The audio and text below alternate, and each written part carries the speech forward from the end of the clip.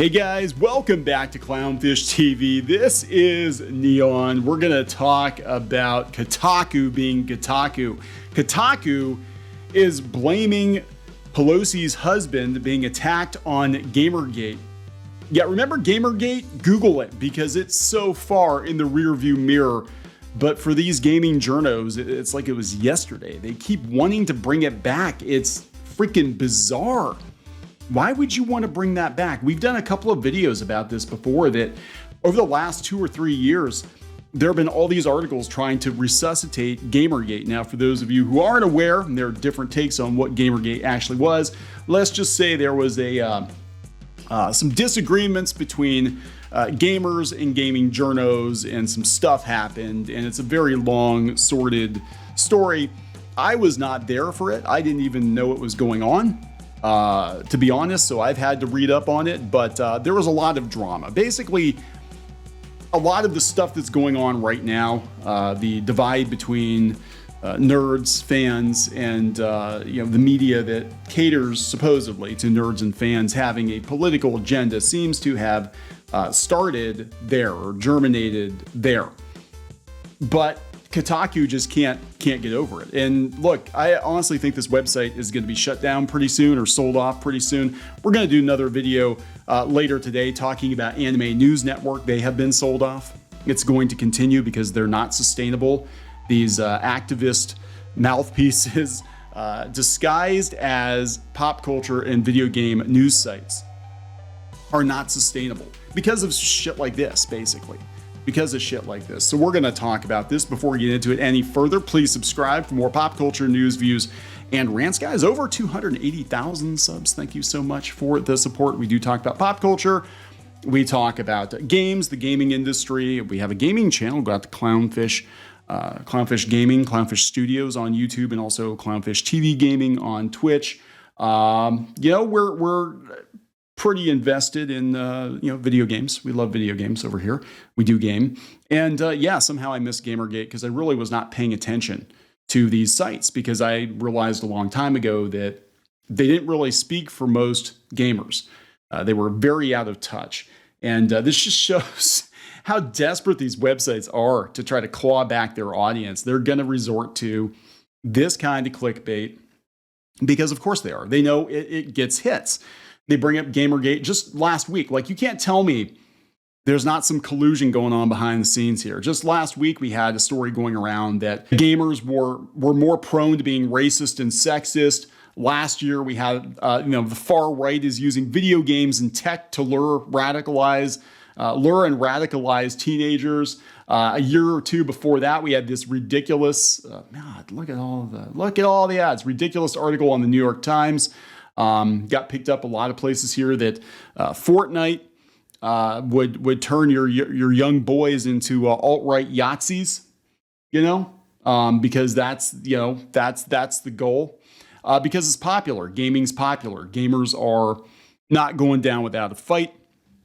And they're going to tie gaming. They've tied gaming to everything. Any tragedy that happens in the news, they find a way to tie gaming to it. I mean, this is the new satanic panic, guys. This is it. Those nasty gamers. Nasty gamers. So Kotaku, let's see what they got to say here. Report, man behind Pelosi hammer attack was radicalized by Gamergate. Again, we have to tie any kind of tragedy to gamers. Alleged post from, David DePape? Now deleted blog suggests that he was connected to the far-right movement. It's been reported that he may have been inspired by the far-right movement Gamergate. Okay, and they put this in the first, let me tell you, because this is coming from a publisher, right? This is a guy who publishes articles on the internet, and I have for about 15 years. They made sure they put in the first paragraph, in the lead, it's been reported that he may have been inspired by the far-right movement Gamergate. The reason they did that, this is what's going to appear in Google News. So they're basically going to be like, well, what's Gamergate? Gamergate's a far-right movement. Oh, and then they're going to get their friends. They're going to go over to Wikipedia, and they're going to make sure that that's. And we've seen it before. We saw it with Comicsgate. I mean, Comicsgate is microscopic compared to Gamergate, but you get a handful of journalists. They have an axe to grind with a certain group of people, or certain media outlets or YouTubers or whatever. And I think what's going on with, sites like Kotaku and, all the ones that have fallen before Kotaku, Polygon, etc., is that actual gamers have called these journos out for being fake gamers, people who can't actually play, who aren't part of gamer culture. They're using these platforms as a stepstone because they want to write for like the New York Times or something, and they want the clicks. They get paid per view. A lot of times they get a base pay per article if they're freelance. If they're salary, it's a different thing. They might just be fighting to save their jobs. But if they're freelance, they get their base pay and then they get a bonus sometimes if they bring a lot of views. And something like this is going to bring rage clicks, right? David DePape was looking for Nancy Pelosi when he broke into her house over the weekend. He asked her husband, Paul Pelosi, where his wife was, and then attacked him with a hammer. Horrible. I mean, it's horrible. I don't, but again, we have to tie tragedy to gamers. Paul Pelosi is currently hospitalized for a skull fracture and hand injuries. He's expected to make a full recovery.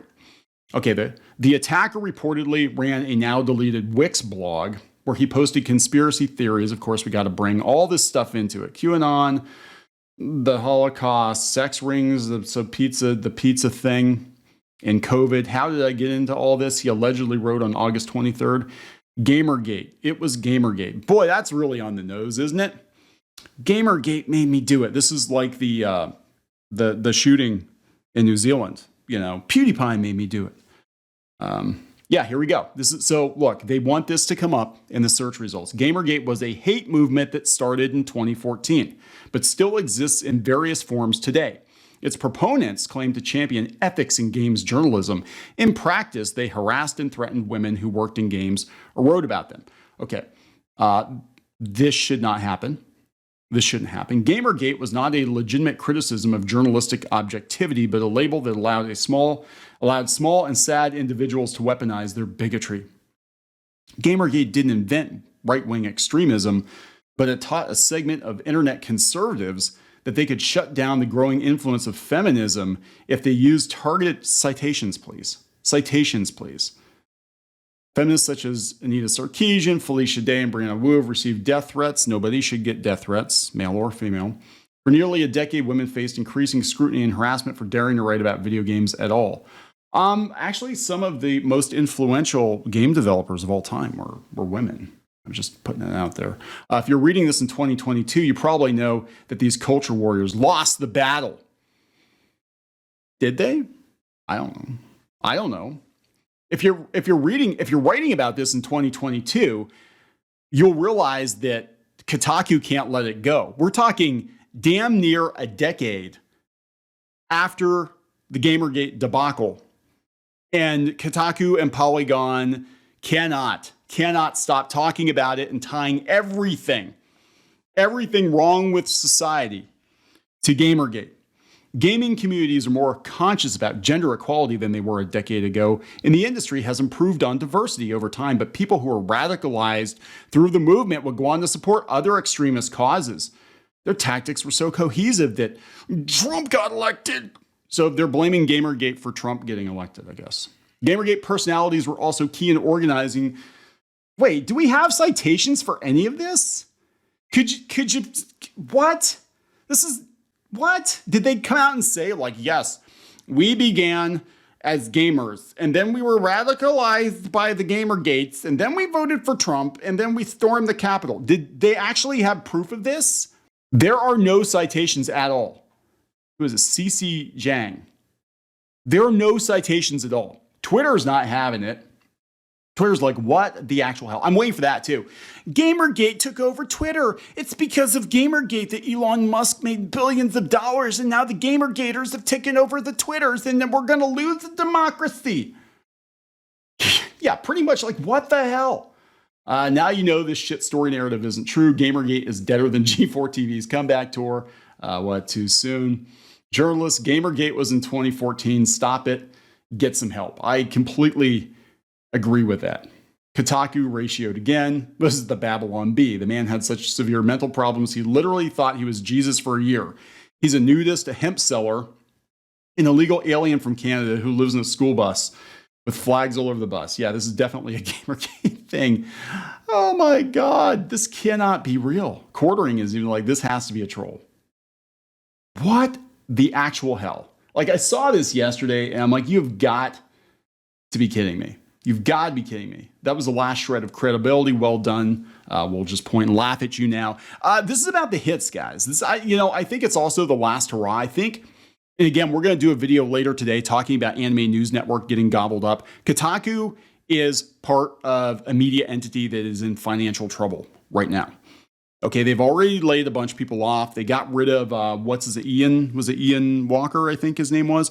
The guy who reviewed the PS5 and somehow tied it to the state of the world, the pandemic, and Trump, because that's what everybody wants to talk about when they're reviewing a piece of technology. This is absolutely ridiculous. And this could be just like the final FU, like, yeah, I know we're done. I know we're going to get laid off. So fuck Gamergate.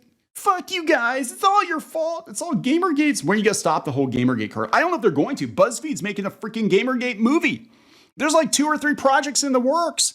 A Gamergate movie and a Gamergate like TV show and all this other crap. Like, everybody has forgotten about it. The general public wasn't even aware of it. Like, the general public was more aware of Gamergate than they are Comicsgate and all the other gates, right?